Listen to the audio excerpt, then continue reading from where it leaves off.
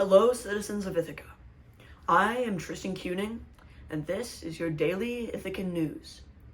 Breaking news for today: the old hound Argos has died after seeing his old master for the first time in 20 years.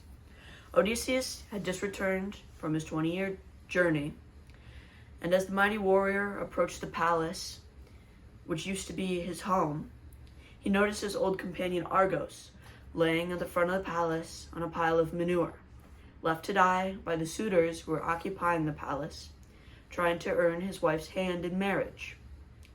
As the old hound heard the voice of Odysseus, he wagged his tail and tried to look at his old master, but could not because he was too weak.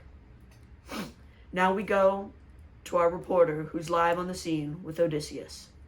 Odysseus, what was it like to see the dog you had trained as a puppy being treated so poorly by the suitors occupying your palace that you hated so much?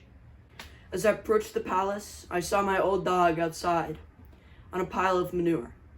As I got closer, Argos heard my voice and began wagging his tail.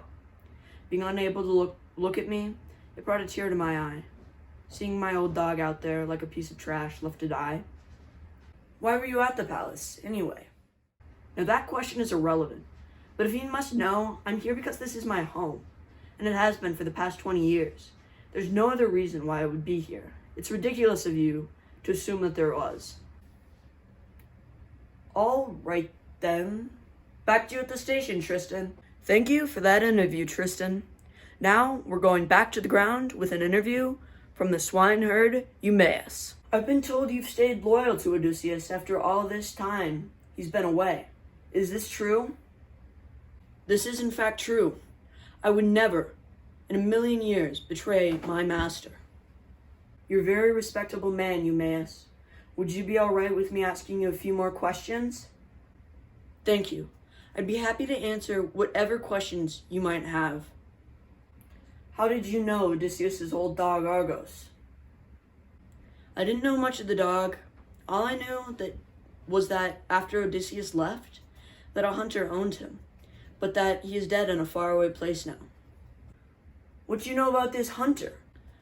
I didn't know very much about the man, but I do know that he took care of Argos and took him hunting for a great many years, until one day he traveled to a faraway land and was never seen again. What happened to Argos after this hunter that you talked about died?